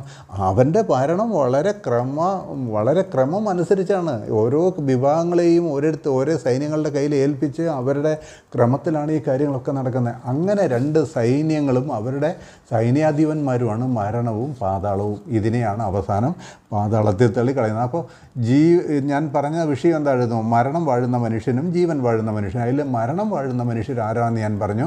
യേശുക്രിസ്തുവുമായിട്ടും യേശുക്രിസ്തുവിൻ്റെ ആത്മാവുമായിട്ട് ബന്ധമില്ലാത്ത, ജീവൻ്റെ ആത്മാവുമായിട്ട് ബന്ധമില്ലാത്തവരാണ് മരണം വാഴുന്ന മനുഷ്യർ എന്ന് പറഞ്ഞു. അത് ഞാൻ അങ്ങനെ പറഞ്ഞപ്പോൾ ഞാനത് ഒരു വാക്യത്തിലൂടെ ഞാൻ തെളിയിച്ചു തരാം. റോമാലേഖനം അതിൻ്റെ 8-ാം അധ്യായത്തിൻ്റെ 2-ാം വാക്യത്തിൽ നമ്മൾ വായിക്കുന്നത് ഇങ്ങനെയാണ്. ആത്മാവ്, അതായത് ജീവൻ വാഴാത്ത മനുഷ്യർ, അവർ മരണം വാഴുന്ന മനുഷ്യരാണ് എന്ന് പറയാൻ കാരണം, ജീവൻ എങ്ങനെയാണ് മനുഷ്യർ വാഴുന്നത് എന്നുള്ളത് അവിടെ വ്യക്തമാണ്. എന്താ പറഞ്ഞതെന്നറിയാവോ? റോമാലേഖനം 8-ാം അധ്യായം 2-ാം വാക്യം അവിടെ വായിക്കുകയാണ്, ജീവൻ്റെ ആത്മാവിൻ്റെ പ്രമാണം എനിക്ക് പാപത്തിൻ്റെയും മരണത്തിൻ്റെയും പ്രമാണത്തിൽ നിന്ന് ക്രിസ്തു യേശുവിൽ സ്വാതന്ത്ര്യം വരുത്തിയിരിക്കുന്നു. ജീവൻ്റെ ആത്മാവിൻ്റെ പ്രമാണം. ജീവൻ്റെ ആത്മാവ് ആരുടെ ആത്മാവ്? ദൈവത്തിൻ്റെ ആത്മാവ്, അല്ലെങ്കിൽ ക്രിസ്തുവിൻ്റെ ആത്മാവ്. തിരുവെഴുത്ത് പറയുന്നുണ്ട്, ക്രിസ്തുവിൻ്റെ ആത്മാവില്ലാത്തവൻ അവനുള്ളവനല്ല എന്ന് പറയുന്നുണ്ട്. അപ്പോൾ ജീവൻ്റെ ആത്മാവ് എന്നാണ് ആ ക്രിസ്തുവിൻ്റെ ആത്മാവിനെ വിളിച്ചിരിക്കുന്നത്. ആ ആത്മാവ് നമ്മുടെ ആത്മാവിൻ്റെ മേൽ കുടിയേറി വസിക്കുന്നില്ല എങ്കിൽ നമ്മളിൽ സാത്താൻ്റെ ഭരണമാണ് നടക്കുന്നത്. സാത്താൻ മരണത്തിൻ്റെ അവകാശിയാണ്, മരണത്തിൻ്റെ അധികാരിയാണ്. അവൻ്റെ ദൂതന്മാരാണ് അവനെ ഭരിക്കുന്നത്. അതുകൊണ്ട് തന്നെ അവർ നിത്യനാശത്തിലേക്ക് പോകും എന്നുള്ളതിൽ ഒരു സംശയമില്ല. അതുകൊണ്ട് നിങ്ങൾ ഓർക്കുക, നിങ്ങൾ തിരഞ്ഞെടുക്കുക, ഇന്ന് നിങ്ങൾ ആരുടെ അവകാശത്തിന് കീഴിലുള്ളവരാണെന്നുള്ളത് നിങ്ങൾ മനസ്സിലാക്കുക. ഈ കാര്യങ്ങൾ തിരിച്ചറിഞ്ഞില്ല എങ്കിൽ നമ്മളെല്ലാവരും അബദ്ധസഞ്ചാരം നടത്തുകയാണ്. നമ്മളെല്ലാവരും ഒന്നും അറിയാത്തവരായി എങ്ങോട്ടും യാത്ര ചെയ്യുകയാണ്. വാഴുന്ന മനുഷ്യരെക്കുറിച്ച് നിങ്ങൾക്കൊരു ഏകദേശ ധാരണ കിട്ടിയിട്ടുണ്ടാകുമല്ലോ. ഇന്ന് ലോകത്തിലെ 99% ജനങ്ങളും മരണം വാഴുന്നവരാണ്, ജീവൻ വാഴുന്നവരല്ല എന്നുള്ളത് മനസ്സിലാക്കണം. ഇനി രണ്ടാമത്തെ ജീവൻ വാഴുന്ന മനുഷ്യർ എന്നുള്ളതാണ്. ജീവൻ വാഴുന്നതായിരിക്കുന്ന മനുഷ്യർ. ദൈവമാണ് ജീവൻ, അത് മനസ്സിലാക്കണം. ദൈവമാണ് ജീവൻ. ജെറമ്യാ പുസ്തകം അതിൻ്റെ 2-ാം അധ്യായത്തിൻ്റെ 13-ാം വാക്യത്തിൽ കർത്താവ് തന്നെക്കുറിച്ച് തന്നെ പറയുന്നത്, ജീവൻ്റെ ഉറവയായ എന്നെ ഉപേക്ഷിച്ച് അവർ പൊട്ടക്കിണറുകളെ തന്നെ കുഴിച്ചിരിക്കുന്നതാണ്. യെരമ്യാ പുസ്തകം അതിൻ്റെ 2-ാം അധ്യായം 13-ാം വാക്യം. വാക്യങ്ങളെല്ലാം ഞാൻ താഴെ കുറിക്കാൻ നിങ്ങളെടുത്ത് വായിച്ചാൽ മതി. അവിടെ ദൈവം പറയുകയാണ്, ജീവൻ്റെ ഉറവായ എന്നെ ഉപേക്ഷിച്ച് അവർ ജീവനില്ലാത്ത പൊട്ടക്കിണറുകളെ, വെള്ളമില്ലാത്ത പൊട്ടക്കിണറുകളെ തന്നെ കുഴിച്ചിരിക്കുന്നു എന്നാണ്. അപ്പോസ്തലപ്രവൃത്തി 3:14 നമ്മുടെ കർത്താവായ യേശു ക്രിസ്തുവിനെക്കുറിച്ച് പത്രോസ് പറയുന്നതായിരിക്കുന്ന കാര്യം എന്നറിയോ? പത്രോസ് പറയുന്നതായിരിക്കുന്ന കാര്യം, നിങ്ങൾ ജീവനായകനെ കൊന്നു കളഞ്ഞു എന്നാണ്. ജീവനായകനെ, അതെന്തേ കർത്താവിനെ ജീവനായകൻ എന്ന് പറഞ്ഞ്? അതാണ് ഞാനിപ്പോൾ ഈ പറയുന്നത്. അതായത് 2-ാമത്തെ കൂട്ടരെ ജീവൻ വാഴുന്ന മനുഷ്യർ ആരാന്ന് പറയാനാണ്. അപ്പോൾ കർത്താവിനെ കുറിച്ച് പറഞ്ഞ ജീവനായകനെ നിങ്ങൾ കൊന്നു കളഞ്ഞു എന്നാണ്. യോഹന്നാന്റെ സുവിശേഷം 4-ാം അധ്യായത്തിൻ്റെ 14-ാം വാക്യത്തിൽ ശമരിയ സ്ത്രീയോട് നമ്മുടെ കർത്താവ് പറയുന്നത്, അവിടെ ശമരിയ സ്ത്രീയും കർത്താവ് നിൽക്കുന്ന ഒരു കിണറിൻ്റെ പക്കത്താണല്ലോ, എല്ലാവർക്കും അറിയാമല്ലോ. കിണറിൻ്റെ പക്കത്ത് വെള്ളം കോരാൻ വന്ന ശമരിയ സ്ത്രീയാണ് സന്ദർഭം. അപ്പോൾ അവിടെ അവളോട് പറയുന്നതായിരിക്കുന്ന ഒരു കാര്യം നിങ്ങൾ ശ്രദ്ധിച്ച് നോക്കിയാൽ, ഈ വെള്ളം കുടിക്കുന്നവനൊക്കെയും പിന്നെയും ദാഹിക്കും, എന്നാൽ ഞാൻ കൊടുക്കുന്ന വെള്ളം കുടിക്കുന്നവൻ ഒരു നാളും ദാഹിക്കുകയില്ല. അവനിൽ ഞാൻ കൊടുക്കുന്നതായിരിക്കുന്ന വെള്ളം അവനിലേക്ക് ജീവൻ്റെ ഉറവായി പൊങ്ങി വരും. അപ്പം ഞാൻ കൊടുക്കുന്ന വെള്ളം ജീവൻ്റെ വെള്ളം കൊടുക്കാനായിട്ട് കഴിയുന്ന ആർക്കാ? നമ്മുടെ കർത്താവായ യേശു ക്രിസ്തുവിന് മാത്രമാണ്. അതുപോലെ തന്നെ യോഹന്നാന്റെ സുവിശേഷം 7-ാം അധ്യായത്തിൻ്റെ 37 മുതൽ 39 വരെയുള്ളായിരിക്കുന്ന വാക്യങ്ങളിൽ നമ്മൾ വായിക്കുന്നത്, ഉത്സവത്തിൻ്റെ മഹാദിനമായ ഒടുക്കത്തെ ദിനത്തിൽ നിന്നുകൊണ്ട് നമ്മുടെ കർത്താവായ യേശു ക്രിസ്തു വിളിച്ചു പറഞ്ഞായിരിക്കുന്ന ഒരു കാര്യമാണ്. ഞാൻ ഈ വാക്യങ്ങളൊക്കെ എടുത്ത് വായിക്കാത്തത്, അതെല്ലാം ഞാൻ താഴെ കുറിച്ചിട്ടുണ്ട്, നിങ്ങൾ വായിച്ചാൽ മതി. അവിടെ ആ ഉത്സവത്തിൻ്റെ ഒടുക്കത്തെ ദിനത്തിൽ നിന്നുകൊണ്ട് കർത്താവ് വിളിച്ചു പറയുന്നത്, ദാഹിക്കുന്നവനെല്ലാം എൻ്റെ അടുക്കൽ വന്ന് കുടിക്കട്ടെ. എൻ്റെ ഉള്ളിൽ നിന്ന് തിരുവെഴുത്ത് പറയുന്നത് പോലെ ജീവജലത്തിൻ്റെ നദികൾ ഒഴുകുന്നു. അത് അവനിൽ ചെന്നിട്ട് ആ ജീവജലത്തിൻ്റെ നദി ഒരു മനുഷ്യൻ കുടിച്ച് തൃപ്തനായി കഴിഞ്ഞാൽ അവനിൽ നിന്ന് പിന്നെയും ഒഴുകി അനേകർക്ക് തൃപ്തി വരുത്തുന്നതാണ്. അപ്പോൾ നമ്മുടെ കർത്താവായ യേശു ക്രിസ്തുവിനെ കുറിച്ച് ബൈബിളിൽ പറഞ്ഞേക്കാൻ ജീവൻ്റെ നായകൻ, ജീവജലത്തിൻ്റെ ഉറവ, ജീവൻ്റെ ആത്മാവ് നൽകുന്നവൻ. കർത്താവ് വിളിച്ച് പറഞ്ഞത്, ദാഹിക്കുന്നവൻ എല്ലാവരും എൻ്റെ അടുക്കൽ വന്ന് കുടിക്കട്ടെ, അവൻ്റെ ഉള്ളിൽ നിന്ന് ജീവജലത്തിൻ്റെ നദികൾ ഒഴുകുമെന്നൊക്കെ പറഞ്ഞതിനെക്കുറിച്ച് ആ വേദഭാഗത്ത് തന്നെ പറഞ്ഞിരിക്കുന്നതെന്നറിയോ? ഇത് അവനിൽ നിന്ന് പുറപ്പെടുവാനിരിക്കുന്ന, അവനിൽ നിന്ന് മനുഷ്യർ പ്രാപിക്കാനിരിക്കുന്ന ആത്മാവിനെക്കുറിച്ച് അത്രേ പറഞ്ഞതെന്നാ, പരിശുദ്ധാത്മാവിനെക്കുറിച്ച് അത്രേ പറഞ്ഞതെന്നാ. അപ്പോൾ പരിശുദ്ധാത്മാവാണ് എന്ത് ചെയ്യുന്നത്? ജീവൻ നൽകുന്നതായിരിക്കുന്ന ആത്മാവ്. ഇത് നൽകണമെങ്കിൽ എവിടെ ചെല്ലണം? ആ ജീവൻ്റെ ഉറവായിരിക്കുന്ന യേശു ക്രിസ്തുവിൻ്റെ അടുക്കൽ ചെല്ലണം. യേശു ക്രിസ്തുവുമായിട്ട് ബന്ധപ്പെടാത്ത ഒരുത്തനെ ജീവൻ്റെ ആധിപത്യമുള്ളവനായിട്ട് അല്ലെങ്കിൽ ജീവൻ ഭരിക്കുന്നവനായിട്ട് തീരാനായിട്ട് പറ്റുകയില്ല. അത് നിങ്ങൾ മനസ്സിലാക്കുന്നുണ്ടോ? ഞാൻ ആദ്യം വായിച്ച വാക്യം ഒന്നുകൂടി വായിക്കട്ടെ. ജീവൻ്റെ ആത്മാവിൻ്റെ പ്രമാണം എനിക്ക് പാപത്തിൻ്റെയും മരണത്തിൻ്റെയും പ്രമാണത്തിൽ നിന്ന് ക്രിസ്തു യേശുവിൽ സ്വാതന്ത്ര്യം വരുത്തിയിരിക്കുന്നു. അതായത് ഈ മരണത്തിൻ്റെ അധീനതയിലുള്ളായിരിക്കുന്ന മനുഷ്യൻ സ്വാതന്ത്ര്യം പ്രാപിക്കണമെങ്കിൽ എവിടെ വരണം? യേശു ക്രിസ്തുവിൻ്റെ അടുക്കൽ വരണം. യേശു ക്രിസ്തുവിൻ്റെ അടുക്കൽ വന്നു കഴിഞ്ഞാൽ അവനിലേക്ക് എന്തൊഴുകും? ജീവൻ്റെ ആത്മാവ് ഒഴുകി വരും. ജീവൻ്റെ ആത്മാവ് ഒഴുകി വന്നു കഴിയുമ്പോൾ അവൻ ജീവൻ ഉള്ളവനായി തീരും. അതായത് ജീവൻ ഭരിക്കുന്നവനായി, ജീവൻ വാഴുന്നവനായി തീരും. അതുവരെ നിങ്ങൾ അംഗീകരിച്ചില്ലെങ്കിലും സകല മനുഷ്യരും മരണം വാഴുന്നവരാണ്. എന്നാൽ യേശു ക്രിസ്തുവിൻ്റെ അടുക്കൽ വരുമ്പോൾ ഒരുത്തൻ ജീവൻ്റെ ആത്മാവിൻ്റെ അവകാശിയായിട്ട് തീരുന്നു. ആദാം നഷ്ടപ്പെടുത്തിയത് എന്താണെന്നറിയാവോ? ഈ ദൈവജീവനുമായിട്ടുള്ള ബന്ധമാണ് നഷ്ടപ്പെടുത്തിയത്. പഴം തിന്നപ്പോൾ എന്താ സംഭവിച്ച ആദാമിന്? ദൈവത്തിൻ്റെ ജീവനിൽ നിന്ന് അവൻ വീണുപോയി. അതായത് ദൈവ ആത്മാവിനോടുള്ളായിരിക്കുന്ന ബന്ധം വിട്ട് അവൻ്റെ ആത്മാവ് നാശത്തിൻ്റെ ആത്മാവിനെ സ്വീകരിച്ചു, സാത്താന്യ ആത്മാവിനെ സ്വീകരിച്ചു. എന്നിട്ട് ആദാം ജീവിച്ചപ്പം ഭ്രാന്തനെ പോലെയാണ് ജീവിച്ചത്. ഈ ദുരാത്മാവെന്ന് പറഞ്ഞ എല്ലാവരുടെയും ചിന്താഗതി എന്നറിയാവോ? പിച്ചും പേയും പറയുന്ന, ഇളകി തുള്ളുന്ന, ഉരുണ്ട് പെരളുന്ന, അല്ലെങ്കിൽ വസ്ത്രങ്ങളെല്ലാം കീറി വലിച്ചെറിയുന്ന, അങ്ങനെ ഒരു ഭയങ്കരമായിരിക്കുന്ന പ്രകടനങ്ങളൊക്കെ നടത്തുന്ന ഒരു വ്യക്തികളാണ് ഈ ദുരാത്മാക്കൾ ബാധിച്ചു വരുന്ന മനുഷ്യരുടെ ചിന്ത. അങ്ങനെയല്ല. ദൈവത്തിൻ്റെ ആധിപത്യം ഇല്ലാതായിരിക്കുന്ന ഒരു മനുഷ്യൻ്റെ മേൽ പൈശാചിക ആധിപത്യം നടത്തുന്നു. അവൻ ജീവിക്കുന്നത് സുബോധത്തോടെയാണ്, അവൻ്റെ കാര്യങ്ങളെല്ലാം സുബോധത്തോടെയാണ്, പക്ഷേ ഭരണം മറ്റവൻ്റെയാണ്. ഇതാ കാര്യമെന്ന് പറയുന്നത്. അപ്പോൾ ഈ ആദാം നഷ്ടപ്പെടുത്തിയത് ഈ ദൈവജീവന, പഴം പറിച്ചു തന്ന ആളിൽ നീ മരിക്കുമെന്ന് പറഞ്ഞ് ഈ ദൈവജീവനാണ് നഷ്ടപ്പെടുത്തിയത്, ദൈവത്തോടുള്ള ബന്ധമാണ് നഷ്ടപ്പെട്ടത്. അതുകൊണ്ട് തന്നെ ആ ആദാമ്യ സന്തതി പരമ്പരയിലുള്ളായിരിക്കുന്ന സകല മനുഷ്യരും അതുപോലെ സാത്താൻ്റേതായി തീർന്നു.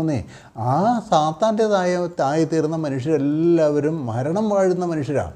ആ മരണം വാഴുന്ന മനുഷ്യർ ഇനി ജീവൻ വാഴണമെങ്കിൽ എങ്ങോട്ട് വരണം? ക്രിസ്തുവിൻ്റെ അടുക്കിലേക്ക് വരണം, യേശു ക്രിസ്തുവിൻ്റെ അടുക്കിലേക്ക് വരണം. ആദാമിനെ വിട്ട് ദൈവാത്മാവ് വിട്ടുപോയപ്പോൾ മുതൽ സാത്താന്യ ആത്മാവ് ആദാമിൻ്റെ മേൽ വാഴ്ച തുടങ്ങി.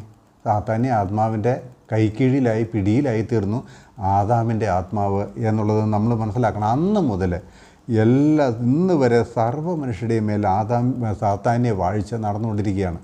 അവരെ നോക്കിയിട്ടാണ് ബൈബിൾ പറയുന്നത് മരണം വാഴുന്ന മനുഷ്യർ എന്ന് പറയുന്നത്. മരണം വാഴുന്ന മനുഷ്യർ, ഈ മരണം വാഴുന്ന മനുഷ്യർ എന്നുള്ളത് ഞാനൊരു എക്സാമ്പിൾ പറയാം. ഒരു ക്യാൻസറിൻ്റെ രോഗാണുക്കൾ ബാധിച്ചായിരിക്കുന്ന ഒരു മനുഷ്യൻ ചിന്തിക്കുക, അവൻ്റെ ഉള്ളിലെ അവയവങ്ങളിൽ ക്യാൻസർ വൈറസുകൾ ബാധിച്ചു കഴിഞ്ഞാൽ അവൻ്റെ ഒരവയവം തിന്നു കഴിയുമ്പോൾ ഒരവയവം കേടാക്കുന്നു, പിന്നെ അടുത്ത അവയവത്തിലേക്ക് മാറുന്നു, പിന്നെ അടുത്ത അവയവത്തിലേക്ക് മാറുന്നു. അങ്ങനെ ആ ക്യാൻസർ അവനെ കീഴടക്കുകയാണ്, അവൻ്റെ മേൽ ഭരണം നടത്തുകയാണ്. അപ്പോൾ ക്യാൻസർ ബാധിച്ച് അങ്ങനെ കീഴടക്കി അവസാനം അവനെ മരണത്തിലേക്ക് തള്ളിയിടുന്നു. ക്യാൻസർ അവനെ മരണത്തിനെ വിധേയപ്പെടുത്തുന്നു. ഇതല്ലേ സംഭവം. ഒരുപാട് അതിനെതിരെ മരുന്നുകളൊക്കെ പ്രയോഗിക്കുന്നുണ്ട്, ചിലരൊക്കെ രക്ഷപ്പെടുന്നുണ്ട്, അപ്പോൾ പിന്നെ പലർക്കും രക്ഷപ്പെടാനായിട്ട് പറ്റുന്നില്ല. അപ്പോൾ ഈ ക്യാൻസർ ബാധിച്ച ഒരു മനുഷ്യനെ നോക്കിയിട്ട്, ഒരു എക്സാമ്പിളാണ് ഞാൻ പറയുന്നത്, ഒരു മനുഷ്യനെ നോക്കിയിട്ട് നമുക്ക് പറയാം ക്യാൻസർ വാഴുന്ന മനുഷ്യൻ എന്ന് പറയാം. ഇത് കാര്യം മനസ്സിലായോ? ക്യാൻസർ വാഴുന്ന മനുഷ്യൻ. അപ്പോൾ അതുകൊണ്ട് ക്യാൻസർ വാഴുന്ന മനുഷ്യന് അവസാനം അവന് രോഗസൗഖ്യം വന്നില്ലെങ്കിൽ പിന്നെ അവസാനം എന്താ ചെയ്യുന്നത്? മരണത്തിന് കീഴടങ്ങുന്നത്. ഇതുപോലെ തന്നെയാണ്, ഞാനൊരു എക്സാമ്പിൾ പറഞ്ഞ കേട്ടോ, ഇതുപോലെ തന്നെയാണ് സാത്താൻ വാഴുന്നതായിരിക്കുന്ന മനുഷ്യർ.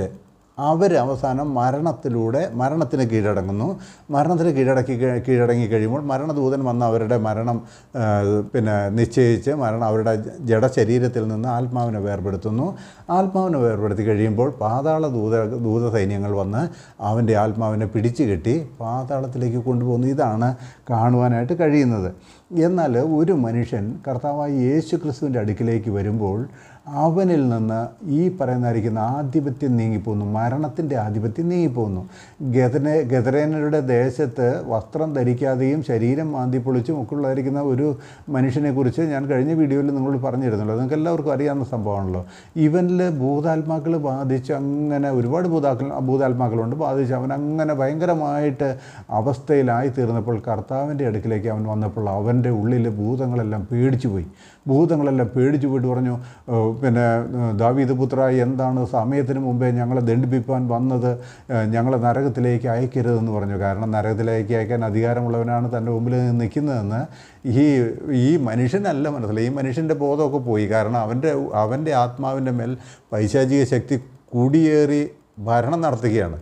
ഇങ്ങനെയാണെന്ന് ലോകത്തിലെല്ലാ മനുഷ്യരും. നമുക്കൊരാത്മാവുണ്ട്, ഈ ആത്മാവിൻ്റെ മേൽ പൈശാചിക ശക്തികൾ കുടിയേറി ഭരണം നടത്തുമ്പോൾ അങ്ങനെയുള്ളതേ പറയൂ, അങ്ങനെയുള്ളതേ ചിന്തിക്കുക. അങ്ങനെ അത് ഭയങ്കരമായി കഴിയുമ്പോഴാണ് ഈ പറയുന്നതായിരിക്കുന്ന ഭ്രാന്തൻ്റെ അവസ്ഥയിലേക്കൊക്കെ ആയിത്തീരുന്നത്. എന്നാൽ അല്ലാത്തവർ വളരെ സുബോധത്തോടെ കാര്യങ്ങൾ പറഞ്ഞ് ചിന്തിക്കുന്നവരാണെന്ന് തോന്നുമെങ്കിലും ഭരണം നടത്തുന്നത് പൈശാചിക ആത്മാവാണ്. അപ്പോൾ ഈ മനുഷ്യൻ പറയുകയാണ്, കർത്താവെ, ഞങ്ങളെ എന്താണ് നരകത്തിലേക്ക് അയക്കരുത്, ഇവിടെ ഒരു കൂട്ടം പന്നികൾ മേയുന്നുണ്ടല്ലോ, ആ പന്നികളുടെ അടുക്കിലേക്ക് അയക്കണം, അല്ലാതെ ഇപ്പോഴേ ഞങ്ങളെ നരകത്തിലേക്ക് അയക്കരുത് എന്ന് കരഞ്ഞു കഴിഞ്ഞപ്പോൾ കർത്താവ് സമ്മതിച്ചു. ശരി, പന്നികളുടെ കൂട്ടത്തിലേക്ക് പോകാൻ പറഞ്ഞു. അങ്ങനെ പന്നികളിലേക്ക് ആ ആത്മാക്കൾ കുടിയേറി. അത് കഴിഞ്ഞപ്പോൾ ഈ മനുഷ്യൻ്റെ അവസ്ഥ നിങ്ങളൊന്ന് ശ്രദ്ധിച്ചു നോക്കിയേ. ആ മനുഷ്യൻ വസ്ത്രം ധരിച്ചും സുബോധം പ്രാപിച്ചും കർത്താവിനോട് കൂടെയിരുന്നു. കർത്താവ് ആ ദേശം വിട്ട് പോകാൻ നേരത്ത് അവൻ പറഞ്ഞെന്തറിയാമോ? കർത്താവെ, ഞാനും നിൻ്റെ കൂടെ ഇരിക്കട്ടെ, ഞാനും നിൻ്റെ കൂടെ പോരട്ടെ, ഇനി മുതൽ ഞാൻ നിൻ്റെ കൂടെ ജീവിക്കട്ടെ. ഇതിനു മുമ്പത്തെ അവൻ്റെ അവസ്ഥ എന്തായിരുന്നു? ഈ മനുഷ്യൻ്റെ അവസ്ഥ എന്തായിരുന്നു? അയ്യോ, ആരെ കണ്ടാലും തല്ലും, കൊല്ലും, പിച്ചി ചീന്തും, അലറി വിളിച്ച് കാടുകളിൽ ഓടി നടക്കുകയായിരുന്നു. മനസ്സിലായില്ലേ? എന്നാൽ സുബോധം പ്രാപിച്ചു കഴിഞ്ഞപ്പോൾ ദൈവാത്മാവ് അവൻ്റെ ഉള്ളിലേക്ക് വന്നു കഴിഞ്ഞപ്പോൾ, കർത്താവിൻ്റെ അടുക്കൽ വന്നപ്പോൾ ദൈവാത്മാവ് അവൻ്റെ ഉള്ളിലേക്ക് വന്നു. അവൻ്റെ ഉള്ളിലേക്ക് വന്നു കഴിഞ്ഞപ്പോൾ അവൻ പറയുക, കർത്താവെ, കർത്താവേ, ഇനി ഞാൻ നിന്നെ വിട്ടു പോവുകയില്ല, എനിക്ക് നീ മതി, എനിക്ക് നിന്നോട് കൂടി ജീവിച്ച. എത്ര പെട്ടെന്ന് അവന് സുബോധം വന്നതെന്ന് ചോദിക്കുക. ഇങ്ങനെയാണ് പിന്നെ മരണത്തിൻ്റെ ആത്മാവ് ബാധിക്കുന്ന ഒരു മനുഷ്യൻ യേശു ക്രിസ്തുവിൻ്റെ അടുക്കിലേക്ക് വരുമ്പോൾ യേശു ക്രിസ്തു എന്താ ചെയ്യുന്നത് അറിയോ? ആദ്യം അവൻ്റെ ഹൃദയത്തെ കഴുകി ശുദ്ധീകരിക്കുകയെന്ന്. അവൻ്റെ ഹൃദയത്തെ കഴുകി ശുദ്ധീകരിച്ചതിന് ശേഷം ദൈവാത്മാവ് അവിടെ വാസം തുടങ്ങും. കൊരിന്ത്യർക്ക് എഴുതിയ 1-ാം ലേഖനം അതിൻ്റെ 11-ാം വാക്യത്തിൽ ഇങ്ങനെ വായിക്കുന്നത്, നിങ്ങളും ചിലർ ഈ വകക്കാരായിരുന്നു. ഈ വകക്കാരെന്ന് പറഞ്ഞാൽ എന്താ അർത്ഥം അറിയാം? മേലെ പറഞ്ഞു ദുർനടപ്പുകാർ, വിഗ്രഹാരാധികൾ, വ്യഭിചാരികൾ, സ്വയഭോഗികൾ, പുരുഷകാമികൾ, കള്ളന്മാർ, അത്യാഗ്രഹികൾ, മദ്യപന്മാർ, വാവിഷ്ഠാണക്കാർ, പിടിച്ചുപറിക്കാർ എന്നിവർ ദൈവരാജ്യം അവകാശമാക്കിയില്ല. അപ്പോൾ അങ്ങനെ ഒരു പറ്റം സമൂഹത്തിൻ്റെ അല്ലെങ്കിൽ ജനത്തിൻ്റെ സ്വഭാവത്തെക്കുറിച്ച് പറഞ്ഞിട്ട്, ഇങ്ങനെയുള്ളവരാണല്ലോ ലോകത്തിലെ ബഹുഭൂരിപക്ഷവും, അത് പറഞ്ഞിട്ട് ഇങ്ങനെയുള്ളവർ ദൈവരാജ്യം അവകാശമാക്കിയില്ലെന്ന് പറഞ്ഞു. എന്നിട്ട് താഴെ പറയാണ്, നിങ്ങളും ചിലർ എന്ന് പറഞ്ഞാൽ കൊരിന്ത്യയിലുള്ളായിരിക്കുന്ന വിശ്വാസികളിലും ചിലർ ഈ വകക്കാരായിരുന്നു. എങ്കിലും നിങ്ങൾ കർത്താവായ യേശു ക്രിസ്തുവിൻ്റെ നാമത്തിലും നമ്മുടെ ദൈവത്തിൻ്റെ ആത്മാവിനാലും നിങ്ങളെ തന്നെ കഴുകി ശുദ്ധീകരണവും നീതീകരണവും പ്രാപിച്ചിരിക്കുന്നു. കർത്താവായ യേശു ക്രിസ്തുവിൻ്റെ നാമത്തിലും ദൈവത്തിൻ്റെ ആത്മാവിലും നമ്മളെ കഴുകുമ്പോൾ എന്താ സംഭവിക്കുന്നത്? എന്താ കഴുകുക എന്ന് പറഞ്ഞാൽ അതിൻ്റെ അർത്ഥം എന്താണെന്നറിയാമോ?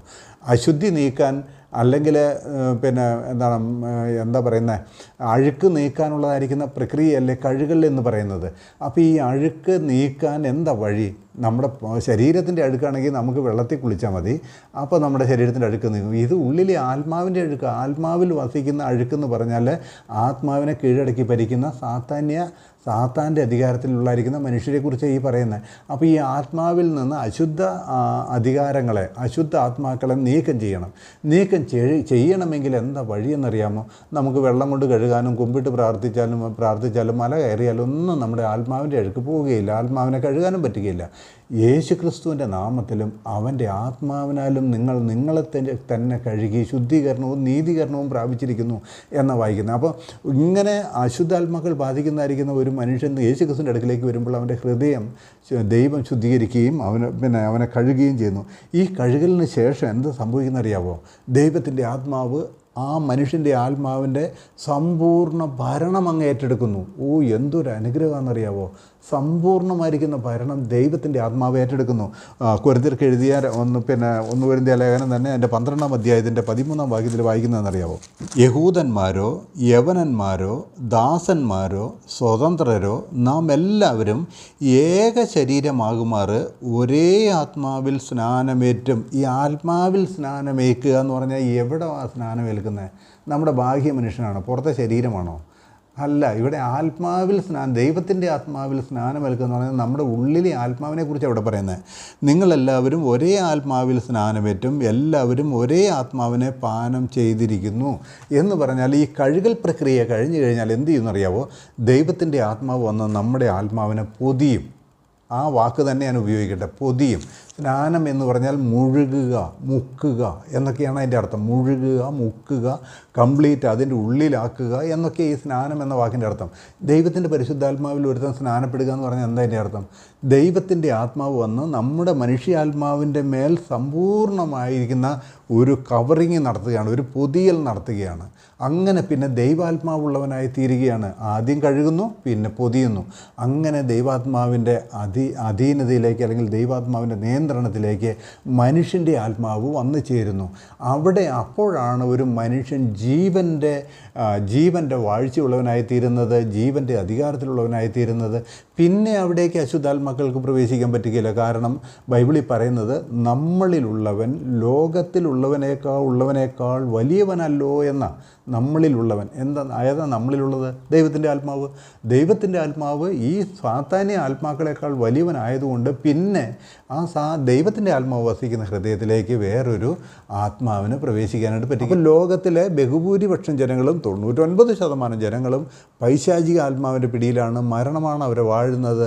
അവരുടെ മരണം നിശ്ചയിക്കുന്നത് സാത്താനാണ്. മരിച്ചു കഴിയുമ്പോൾ പാതാളത്തിൻ്റെ ദൂതന്മാർ വന്ന് അവൻ്റെ ആത്മാവിനെ പിടിച്ചു കെട്ടി പാതാളത്തിലേക്ക് കൊണ്ടുവന്നു. അവൻ യേശുക്രിസ്തുവിൻ്റെ അടുക്കിലേക്ക് വരുമ്പോൾ അവൻ കഴുകൽ പ്രാപിക്കുന്നു, ഹൃദയം നിർമ്മലമായി തീരുന്നു. അവനെ ദൈവാത്മാവ് കഴുകി ശുദ്ധീകരിക്കുന്നു. എങ്ങനെയാണ് കഴുകുന്നത്? യേശുക്രിസ്തുവിൻ്റെ നാമത്തിലും യേശുക്രിസ്തുവിൻ്റെ ആത്മാവ് ആത്മാവിനാലും ആ നാമത്തിലെ കഴുകൽ വരുന്നത്. അത് ഉള്ളിലെ മനുഷ്യനെ കഴുകണം. ആ മനുഷ്യൻ്റെ ഉള്ളിലേക്ക് ദൈവാത്മാവ് സമ്പൂർണ്ണമായിരിക്കുന്ന വാസം നടത്തുന്നു, മുഴുകൽ, അല്ലെങ്കിൽ അവനെ പൊതിയുന്നു, അവനെ കവറിങ്, അവൻ്റെ ആത്മാവിനെ കവറിങ് ചെയ്യുന്നു. യഥാർത്ഥത്തിൽ വേണ്ടത് ഈ സ്നാനമല്ലേ? നിങ്ങളുടെ ശരീരം കൊണ്ടുപോയി വെള്ളത്തിൽ മുക്കി പൊക്കിയാൽ നിങ്ങൾക്ക് ദൈവാത്മാവിൻ്റെ ആവരണം കിട്ടുമോ? ദൈവാത്മാവിൻ്റെ ആവരണം കിട്ടുമോ? ഞാൻ വേണമെങ്കിൽ എത്ര പ്രാവശ്യം വേണമെങ്കിലും യേശുക്രിസ്തുവിൻ്റെ നാമത്തിൽ സ്നാനമേൽക്കാൻ ഞാൻ തയ്യാറാണ്, അതിലൂടെ സ്വർഗ്ഗത്തിൽ പോകുമെങ്കിൽ. എൻ്റെ ഈ ബാഹ്യ മനുഷ്യനുമായിട്ടല്ല ദൈവത്തിന് ഇടപാട്. കഴിഞ്ഞ വീഡിയോയിൽ ഞാൻ പറഞ്ഞു, ഈ പുറത്തെ മൺകൂടാരമായിട്ടല്ല ദൈവത്തിന് ഇടപാട്. ദൈവത്തിന് ഇടപാട് എൻ്റെ അകത്തെ മനുഷ്യനുമായിട്ടാണ്. ഈ അകത്തെ മനുഷ്യൻ സ്നാനപ്പെടണം. അകത്തെ മനുഷ്യനിൽ ദൈവത്തിൻ്റെ ആത്മാവ് വന്ന് പൊതിയുന്നതിനെയാണ് ആത്മസ്നാനം എന്ന് പറഞ്ഞിരിക്കുന്നത്. അത് മനസ്സിലായോ? അപ്പോൾ ആത്മസ്നാനം പ്രാപിക്കാത്തവരൊക്കെ ഏതെല്ലാം വിധത്തിൽ എന്തോരം വെള്ളത്തിൽ കഴിയാലും ശരി, അവരെല്ലാവരും സാത്താൻ്റെ ആത്മാവ് വസിക്കുന്നവരാണ്. ഉള്ളിലെ മനുഷ്യനിൽ സംഭവിക്കുന്നത് ഞാൻ കഴിഞ്ഞ വീഡിയോയിൽ പറഞ്ഞപ്പോൾ നിങ്ങളോട് പറഞ്ഞു, എൻ്റെ ഈ വീഡിയോ പരമ്പര തീരുന്നവരെയെങ്കിലും നിങ്ങൾ പുറത്തെ മനുഷ്യൻ എന്നുള്ളവനെ ഒന്ന് മാറ്റി നിർത്തി ചിന്തിക്കണമേ എന്ന് ഞാൻ കഴിഞ്ഞ നാളുകളിൽ നിങ്ങളോട് പറയുകയുണ്ടായി. പറഞ്ഞത് അത് തന്നെയല്ലേ? അതായത് യവനന്മാരോ യഹൂദന്മാരോ ദാസന്മാരോ സ്വതന്ത്രരോ നിങ്ങളെല്ലാവരും ഏക ആത്മാവിൽ സ്നാനമേറ്റും എന്ന് പറഞ്ഞാൽ ആത്മാവിനാൽ പുതിയപ്പെട്ടും എന്നർത്ഥം. പുതിയപ്പെട്ടും നിങ്ങളുടെ ഉള്ളിലെ ആത്മാവ്, വ്യക്തിത്വം, നിങ്ങളുടെ പേഴ്സണാലിറ്റി ദൈവത്തിൻ്റെ ആത്മാവിനാൽ പുതിയപ്പെട്ടും. ഈ സ്നാനം എന്ന വാക്ക് അവിടെ ഉപയോഗിച്ച് വെള്ളത്തിൽ ഒരുത്തൻ മുങ്ങുമ്പോൾ നമുക്കറിയാൻ പാടില്ല. വെള്ളത്തിലിപ്പോൾ യേശുക്രിസ്തുവിൻ്റെ നാമത്തിലായാലും ഏത് നാമത്തിലായാലും ഒരുത്തൻ വെള്ളത്തിൽ സ്നാനം ഏൽക്കുമ്പോൾ സംഭവിക്കുന്ന അവൻ്റെ ആ സകലം മുങ്ങും അല്ലേ? ചിലർ സ്നാനപ്പെടുത്തുമ്പോൾ പറയും ശരിക്കും മുങ്ങണം കേട്ടോ. ഞാനും പലരെയും സ്നാനപ്പെടുത്തിയിട്ടുണ്ട്, അതുകൊണ്ടാണ് പറയുന്നത്.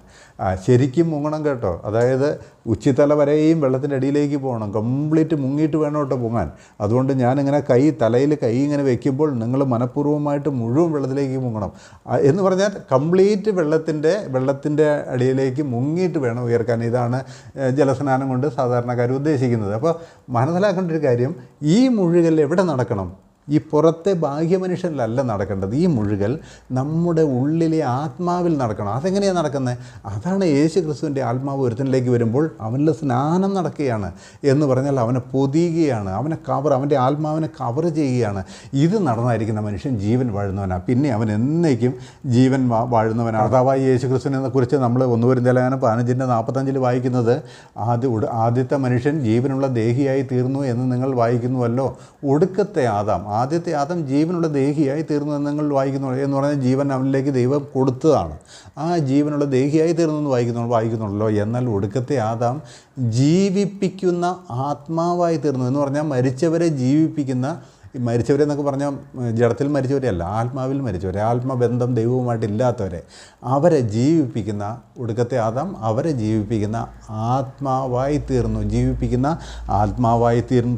ദൈവാത്മാവ് വാഴുന്നവരുടെ മരണം നിശ്ചയിക്കുന്നത് കർത്താവാണ് നിശ്ചയിക്കുന്നത്. ഇവൻ എപ്പോൾ മരിക്കണം, ഇവൻ എങ്ങനെ മരിക്കണം, ഏത് സമയത്ത് എങ്ങനെ മരിക്കണം എന്നുള്ളത് നിശ്ചയിക്കുന്ന കർത്താവാണ്. എന്നാൽ മറ്റവരുടെ മരണം നിശ്ചയിക്കുന്ന ആരാ? ഞാൻ ആദ്യം പറഞ്ഞില്ലേ, സാത്താന.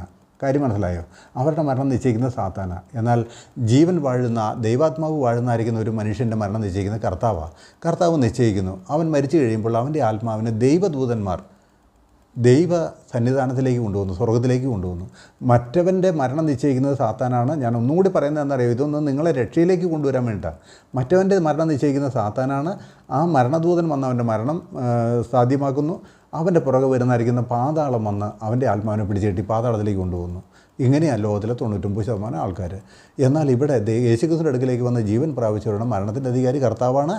അവൻ്റെ മരണശേഷം അവൻ്റെ ആത്മാവിനെ ദൈവത്തിൻ്റെ ദൂതന്മാരാണ് ദൈവസന്നിധിയിലേക്ക്, സ്വർഗ്ഗത്തിലേക്ക് കൊണ്ടുപോകുന്നത്. ദൈവത്തിൻ്റെ ആധിപത്യത്തിൻ്റെ കീഴിലേക്ക് വന്നെങ്കിൽ മാത്രമേ മനുഷ്യന് നിത്യജീവൻ പ്രാപിക്കാനായിട്ട് പറ്റൂ. അവരാണ് ജീവനിൽ വാഴുന്നത്. എബ്രായ ലേഖനം 2-ാം അധ്യായത്തിൻ്റെ 14-15 വാക്യം ഞാൻ നിങ്ങളൊന്ന് വായിച്ചിരിക്കുക. എബ്രായ ലേഖനം 2-ാം അധ്യായം 14-15 വാക്യം.